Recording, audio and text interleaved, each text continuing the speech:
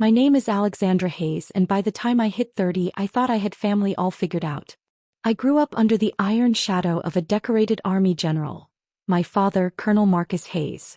Discipline, honor, and reputation were drilled into me from the moment I could walk. To the outside world, we were the perfect military family, polished uniforms and polished manners. Inside those barracks-like walls, though, approval was conditional and affection nearly absent. On the day I married Daniel, my father never came. When I called him afterward, his voice cut colder than any battlefield order.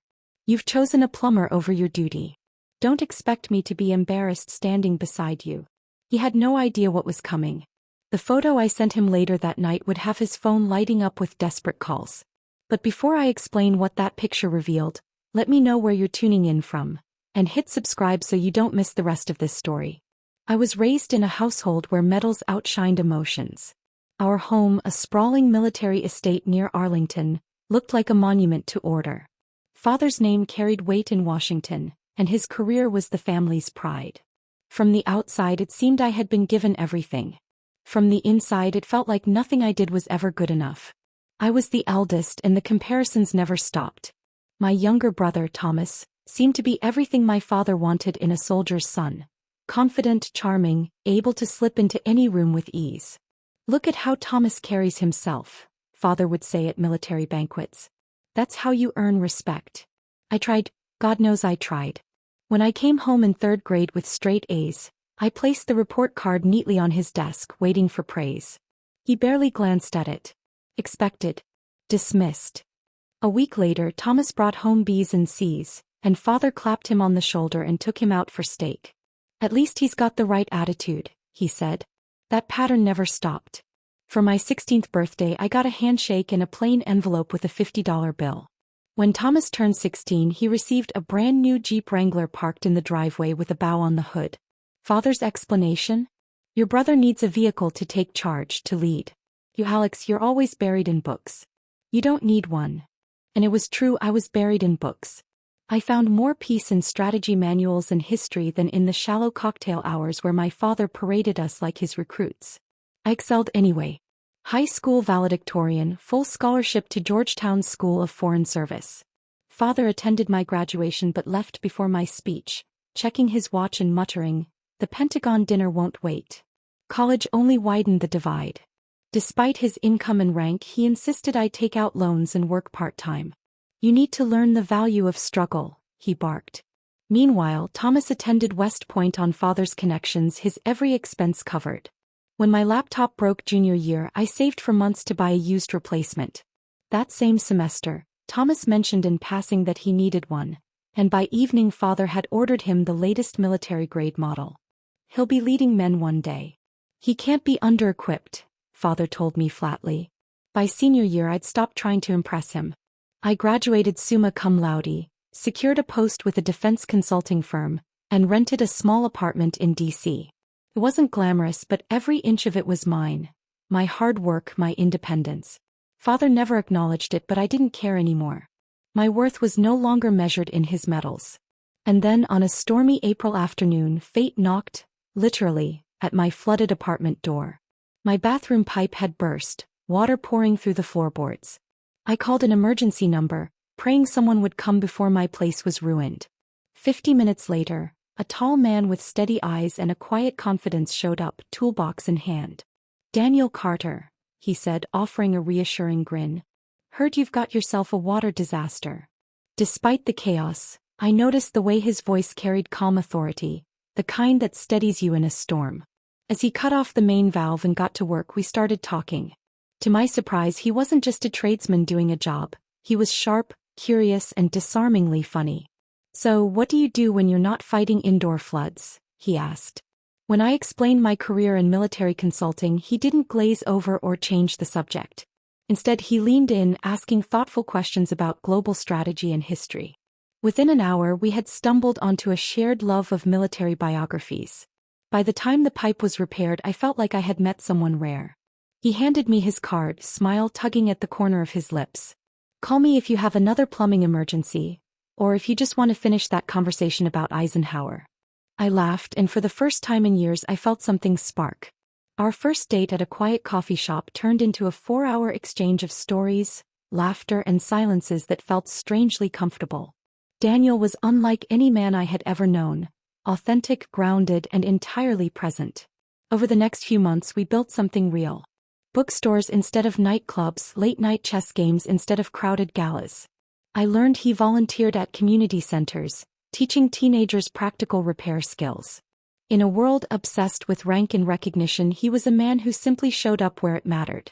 And for the first time in my life I felt seen. When Daniel first came over to my apartment for dinner, I noticed him pausing in front of my bookshelf. His eyes lit up as he pulled down a dusty volume most people wouldn't even recognize. "You've got on War by Clausewitz," he said, flipping it open. His theories on strategy still shape modern defense thinking, especially how he explains the balance between chaos and control. I froze mid-stir with the wooden spoon in my hand. "You've read Clausewitz?" Daniel grinned. "More than once." Surprised. By then I already knew he was sharp, but that moment revealed the depth of his mind. It wasn't just casual knowledge. It was fluency in the world I had lived in my entire life. That night I realized I was falling for him. After 3 months together, I decided it was time to introduce Daniel to my father. We were invited to one of his rigidly formal dinners at the officers' club, and though my stomach churned, I hoped my father would see what I saw in him. I was wrong. The second I introduced Daniel as a plumber, my father's jaw tightened like he was back at a command briefing. He forced a smile, but his eyes gave him away. "How quaint," he muttered. "And how exactly did the two of you cross paths?" When I explained about the burst pipe, his silence told me everything. Throughout the meal, Father hardly looked at Daniel. He shifted the conversation toward Thomas's progress at West Point, boasting about his training scores and his new girlfriend, the daughter of an admiral. Daniel stayed composed, offering respectful questions about my father's service and even complimenting the club's setting. He never bristled, even when Father cut him off mid-sentence to ask Thomas about his weekend leave. On the drive home I apologized over and over. "They were awful. I don't know why they can't just give you a chance." Daniel simply squeezed my hand. "Alex, you don't ever need to apologize for someone else's behavior, not even your father's." The next morning my father called me directly. His tone was sharp, the way it always was when he wanted to remind me who was in command. "Alexandra, a plumber is not a future. It's a diversion. When you're ready to take your life seriously, I have contacts who would be more suitable for you." Every gathering after that followed the same pattern. Daniel was either ignored completely or treated like he wasn't worth the oxygen in the room. Father would boast about golf rounds with generals and defense contractors, all while refusing to acknowledge Daniel's presence. And yet Daniel never bent. He didn't try to impress. He didn't perform. He stayed true to himself, and every time he held steady under my father's scrutiny, I found myself falling deeper in love with him. 6 months in, my father invited Thomas, his girlfriend, and me for a weekend at the family's beach house. Against my instincts, I brought Daniel. The weekend was a battlefield of slights. At dinner, only 5 places were set at the 6-person table. My father spoke at length about classified defense budgets, weaving in acronyms and jargon that he knew Daniel wouldn't follow. Thomas and his girlfriend went on about the finest European shopping districts, deliberately tossing pointed comments about those who haven't traveled. That night, walking along the shoreline with Daniel, the weight of it finally broke me. "I don't know why they refuse to see how incredible you are. I'm so sorry." He pulled me into his chest, steady as ever. "They see what they want to see. It has nothing to do with who I really am." There was something in his voice, something layered, almost secret. "What do you mean?" I asked. Daniel gave me a half-smile, his eyes reflecting the moonlight. "I'll show you when we get back to DC. I think it'll surprise you." The next weekend I went to his place for the first time. His apartment was modest but orderly, shelves reaching from floor to ceiling, stacked with everything from military history to advanced engineering texts. While he cooked in the kitchen, I wandered over to his desk. Technical journals and diagrams covered the surface, sketches of water systems unlike anything I'd seen. "Find anything interesting?" Daniel asked, handing me a glass of wine. "These designs," I said, pointing at the papers. "They're way too advanced for standard plumbing." He hesitated, then gave me a small, almost nervous smile. "That's because they're not standard. They're part of a project I've been building quietly. Something bigger than plumbing. He sat me down and took a deep breath. I haven't told you the whole story. I wasn't always a plumber. I've got an engineering degree from MIT. I spent 6 years designing systems at a defense tech firm. High-pressure contracts, 80-hour weeks, and not a shred of purpose. When my father fell ill, I stepped away to help with his small plumbing company, and I found something real. Solving problems with my own 2 hands, helping people directly. I never went back. He pulled out a folder filled with patents and blueprints. Across the top, the HydroSave system. It's a smart conservation network for homes. Cuts water usage by nearly 60%, no lifestyle changes required. I've been testing prototypes in the field, refining it with real-world use. Last month I locked down the patent. I'm already in early talks with investors. My head spun. Daniel, this is groundbreaking. But why keep it hidden? He reached across the table and laced his fingers through mine. Because you didn't fall in love with an MIT engineer or a potential CEO. You fell in love with Daniel the plumber. And that means more to me than anything. Tears stung my eyes as I realized he was right. Unlike my father, I'd chosen to see his heart, not his resume. 2 weeks later, in a quiet botanical garden where we'd once walked together, Daniel stopped in the middle of a path lined with spring blossoms. He dropped to one knee and pulled out a simple sapphire ring he'd designed himself. Alex, you've seen me for who I am, not what I own or what letters follow my name. You've loved me without conditions. I want to spend my life with someone who values character above rank and love above appearances. Will you marry me? Through tears I said yes. That night we toasted with champagne. When I asked if we should tell my father the truth about his background before the wedding, Daniel shook his head. Let's give him one last chance to accept us as we are. If he can't, then maybe he doesn't deserve to know. I agreed, still hoping my father might finally see what I saw. When I mentioned to my father that Daniel and I planned to keep our wedding simple, a small garden ceremony with just close friends, his response was cutting. Well, that sounds economical, he said, lips tight. I suppose it fits your situation. No offer of help. No interest in our guest list. Just dismissal. As Thomas's wedding drew near, I was dragged into the bridal party, but it felt less like family and more like ceremony. At the bridal shower, which probably cost more than my entire wedding budget, my father introduced me with a hollow afterthought. This is Alexandra, my daughter. Works in defense consulting. Engaged as well. No mention of Daniel. No smile. Just words dropped into the air like a footnote. One of his fellow officers' wives, well into her champagne, leaned toward me and whispered, "So, you're marrying some kind of handyman?" Bold choice. The final straw came during Thomas's rehearsal dinner at an upscale restaurant overlooking the Potomac. Toasts flowed, and when it was my father's turn, he raised his glass proudly. Tomorrow my son marries the woman of his dreams. Someone with ambition, education, and the right pedigree. Exactly the kind of family we always envisioned joining ours. His eyes flicked toward me and Daniel for the briefest moment before returning to Thomas and his fiancée.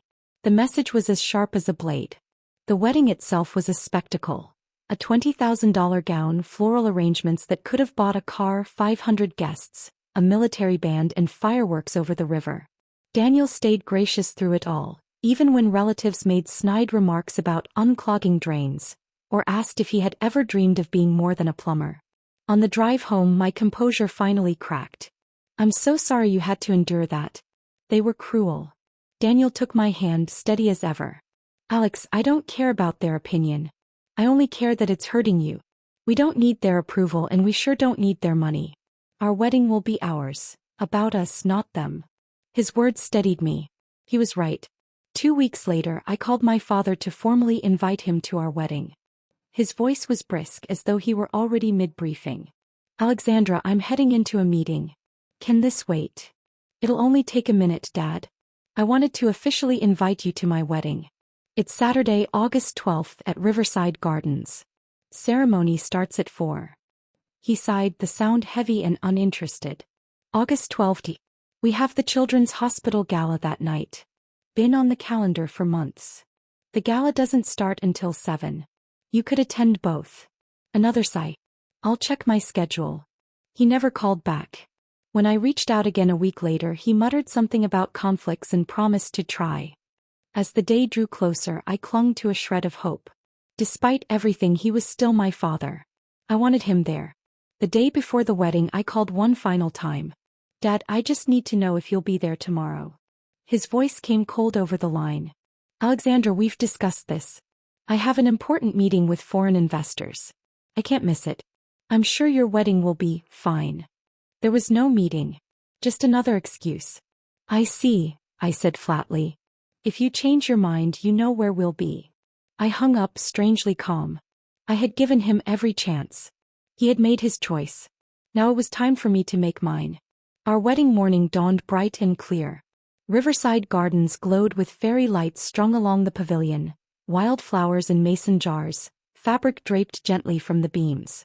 It wasn't extravagant, but it was ours. My best friend Lisa helped me into my dress, a simple ivory gown with lace trimming. "You look stunning," she said softly. "Are you all right?" I forced a smile.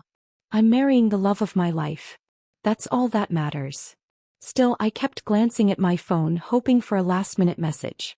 Nothing. At 3:45, desperation made me dial. After several rings, my father answered. "What is it, Alexandra?" "Dad, the ceremony starts in 15 minutes. Are you coming?" There was a pause, then his voice sharp as ever. "You've chosen this path. I won't watch my daughter throw away her future on a plumber. Enjoy yourself." The line went dead. I stared at the phone in my hand, his words ringing in my ears. Not just rejection, but shame. As if love itself were beneath the standards he had set for me. I collapsed into the chair, tears streaming. Lisa knelt beside me, wrapping her arms around my shoulders. "Then he doesn't deserve to be here. This is your day, Alex, yours and Daniel's. Not his."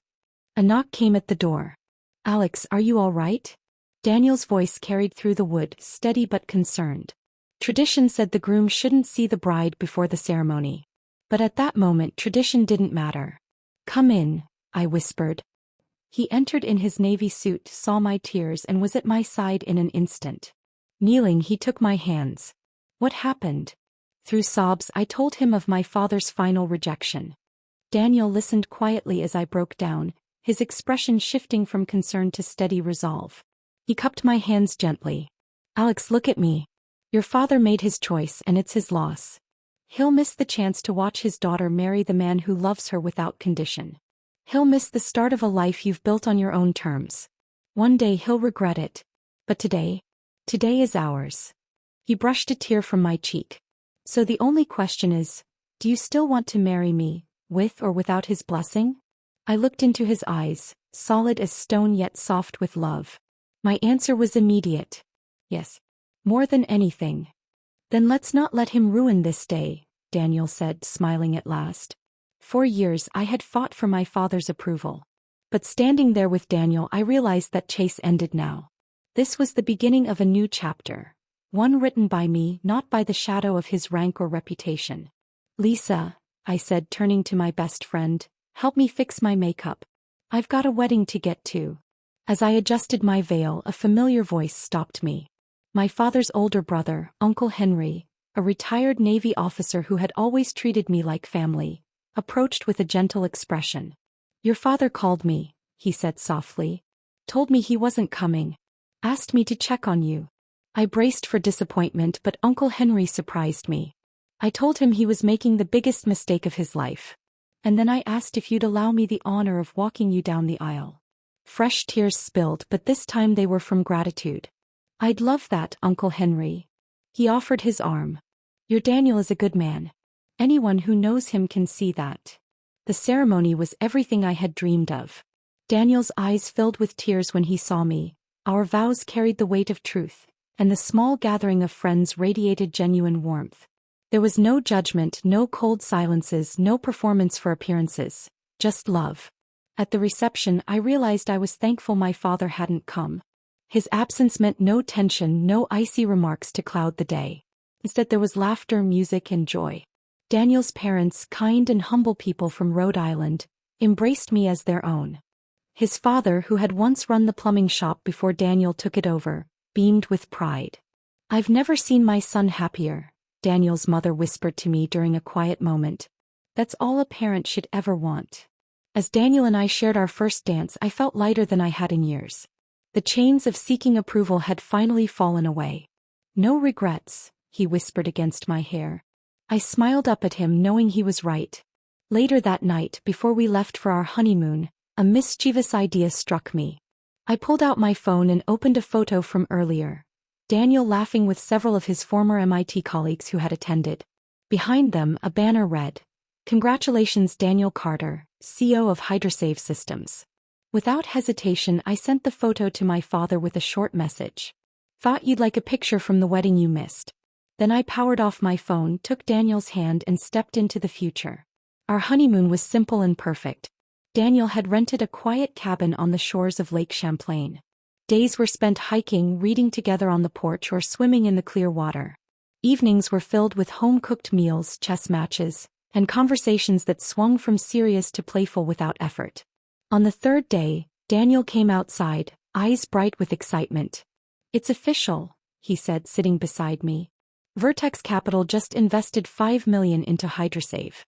We'll be in full production before year's end." I threw my arms around him. "Daniel, that's incredible. I'm so proud of you." He held me tight. "I couldn't have done it without you. You believed in me, not the title, not the resume, just me." That same afternoon, an article appeared in the Washington Business Journal. MIT engineer secures major funding for revolutionary water system. It detailed Daniel's background, his years at Talbot Technologies, and the potential impact of Hydrosave on residential infrastructure. Industry experts called it game-changing. When I turned my phone back on that evening, the screen lit up with a flood of missed calls and messages. 27 calls from my father.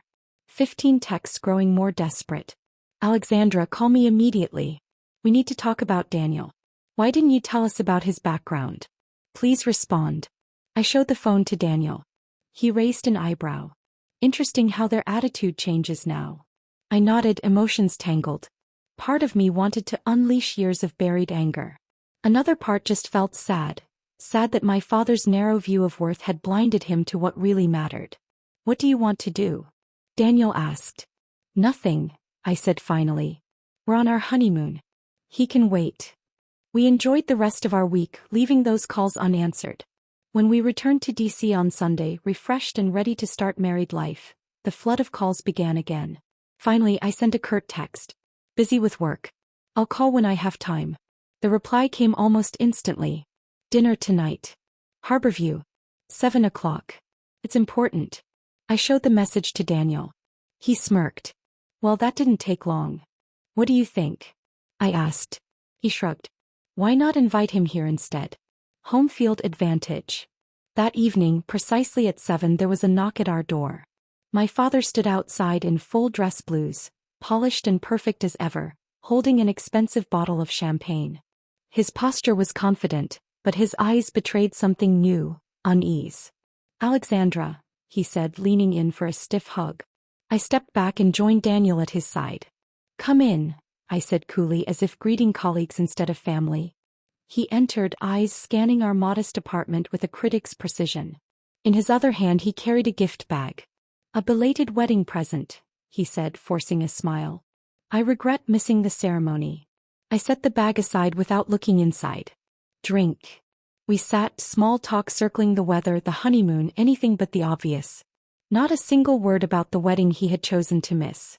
Not a single acknowledgement of why he was suddenly so eager to be here. Finally, my father straightened in his chair, clearing his throat like he was delivering an order at a briefing. "Daniel," he said stiffly, "I owe you an apology. I made assumptions that were misguided." Daniel gave a small nod but remained silent, his expression unreadable. My father pressed on. "If I had known about your MIT credentials, your company—" I cut him off before he could finish. "You would have what? Treated him with respect? Sat in the front row at my wedding? Not been ashamed to call him your son-in-law?" That shut him up. For the first time I saw discomfort flicker across his face. "Alexandra," he began, the edge softening in his voice, "I was wrong. I want to make amends." I shook my head. "No, you don't. You're not sorry for how you treated Daniel. You're sorry you misjudged his earning potential." Those are two very different things. My father shifted, adjusting his tie, sliding back into the cold armor of professionalism. Regardless, he said, we'd like to move forward. In fact, I've been considering how Hayes Defense Infrastructure might partner with HydroSave. We're in early stages of an eco-friendly base housing project. Your technology could fit perfectly. Daniel, who had been quiet the entire evening, finally spoke. His tone was calm, almost casual. That's an interesting thought, General. But you should know HydroSave just secured development rights for the Riverfront Housing Initiative.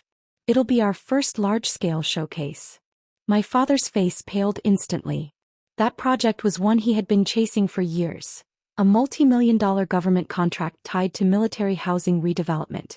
I wasn't aware your company had entered that sector, he said tightly. Daniel gave a polite smile. We're still focused on conservation systems. But our investors saw an opportunity and the riverfront site was ideal. It's moving forward with our technology at the center. I watched my father's posture crack just slightly. For the first time, the balance of power had shifted. Then perhaps, he said carefully, all the more reason for us to work together. I leaned forward, my voice sharper than I intended. Is that why you're here? Because you see business value now? Because suddenly Daniel isn't an embarrassment, he's an asset. Of course not, my father snapped back. I came because you're my daughter. I want to repair things. No, I said quietly, you came because you couldn't stand being wrong. You missed my wedding because you were ashamed of my choice. You made me feel less than again and again because I didn't fit into your definition of success. And now that you've realized Daniel is more accomplished than you ever guessed, you want to rewrite history. He shifted uncomfortably, trying to keep his composure. Alexandra, family and duty overlap in complicated ways. Sometimes decisions. No, Dad, I interrupted. This isn't complicated. It's simple. You've always valued rank, wealth, and appearances above character, happiness, and love. And I finally stopped expecting you to change. For the first time in years, his eyes softened, almost breaking. But I couldn't tell if it was genuine or just another strategy. Alexandra, he said quietly, I was wrong. I want to be part of your life. Of your future. Daniel's hand slid into mine, steadying me. I drew strength from his silence, from his presence. I looked my father squarely in the eye. Daniel and I are building something on respect, honesty, and unconditional support. If you want to be part of that, you'll have to prove you understand those values. Not with money, not with deals, not with rank, but with actions. The room went still. For once, my father had nothing to say. My father and I locked eyes, the weight of silence stretching. He finally cleared his throat. What exactly are you saying, Alexandra? Before I could answer, Daniel spoke with quiet conviction. It means this isn't a negotiation, General. You can't repair what's broken with gifts or contracts. The only way forward is with honesty, and proof that you're willing to change. My father's shoulders sank. For once he had no rebuttal. Moments later he stood stiff as ever. Well, give you space. And with that he left, subdued and uncertain. As the door shut, I felt something unexpected, not just sadness but strength. Daniel pulled me into his arms. Are you okay? I nodded against his chest. For the first time I think I am. I finally stood up to him without needing his approval afterward. He kissed the top of my head. I'm proud of you. And whatever you decide about your father in the future, I'll be here. That night, lying in bed, a truth settled into me. His rejection had never been a verdict on my worth. It was a reflection of his limits. I could keep giving him power to wound me, or I could finally build my value on the life I was creating with Daniel. The choice was clear. In the months that followed, I kept contact with my father minimal. Polite but distant, like acquaintances not family. With Daniel's encouragement and the support of friends, I began therapy to unlearn the weight of conditional love. My counselor told me words that became a mantra. You can care for your father without letting his judgment define you. Meanwhile, Daniel's company HydroSave Systems soared. Their first conservation units rolled out, gaining national attention. The Riverfront Housing Project became a model of sustainable development. My own career advanced as well. I was promoted to senior consultant, leading teams and helping clients design sustainable portfolios. Together, Daniel and I bought a colonial home outside DC with room to grow a family. 6 months into our marriage, the unexpected happened. My brother's wife, the woman my father had once praised as the perfect addition to our lineage, called me late one night, her voice cracking. "Alex, I need help. He's under federal investigation. Fraud. The FBI raided everything. The man my father had celebrated was exposed as a criminal. His empire was collapsing." She asked if she could stay with us, ashamed for even asking after how she had once treated Daniel. "Of course," I said. "That's what family is supposed to mean." She arrived with nothing but 2 suitcases, her world in pieces. My father and his circle, desperate to protect their image, distanced themselves immediately. But the scandal widened. It turned out some of the schemes touched my father's development company. The empire he'd built began to crack. Living under our roof, my brother's wife saw something she had never known. Partnership without power games, decisions made side by side, love without conditions. One night she said softly, almost to herself, "You're actually happy. Not society happy. Not photo op happy. Real happy." I smiled. "We are." And Dad almost missed it because all he could see was a plumber. She looked at me, tears forming. He missed it because he couldn't see beyond his own definition of success. A year later, after lawsuits and lost contracts forced my father to sell his Arlington estate, he called me. His voice was smaller than I had ever heard. He asked if he could visit. When he arrived, I barely recognized him. The proud posture was still there, but the weight of years and mistakes hung heavy. He looked at Daniel, then at me. "We've been thinking," he said slowly, "about what matters. About values. We built our lives around rank and reputation. But when everything collapsed, the people we thought were allies vanished. And yet, you, the daughter I dismissed, you opened your home when your brother's world fell apart. That's what family should mean." I repeated the same words I'd once told her. "That's what family does." My father's eyes glistened. "I was wrong. About Daniel. About you.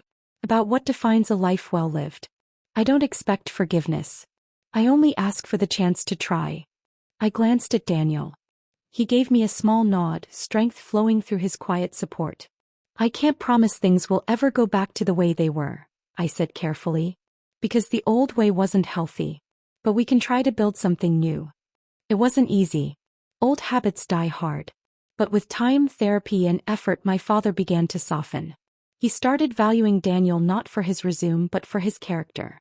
When Daniel and I announced we were expecting our first child, my father's joy was unguarded. His voice broke as he said, "I want to be the kind of grandfather I never was as a father." Looking back, what once felt like rejection had set me free. It forced me to define happiness on my own terms, not by someone else's measure. Daniel and I later founded a scholarship fund at MIT for students from working-class families who wanted to pursue engineering, named in honor of Daniel's late father, who taught him that honest work always carried dignity. My father, humbled by experience, shifted his company's focus toward affordable housing for veterans, finally using his influence for something that mattered. As for me, I carry one lesson above all. Your worth is never determined by someone else's rank, approval, or status. If you've ever had to defend your choices against family pressure, remember this. Sometimes the harshest judgment comes from those who understand you the least. Live by your own values, not their expectations. Real happiness comes from being authentic, not from seeking validation. Have you ever had to stand up to family to protect your future? Share your story below. And if this resonates with you, don't forget to like, subscribe, and pass it on. Someone else may need to hear it today. Because you are worthy of respect exactly as you are.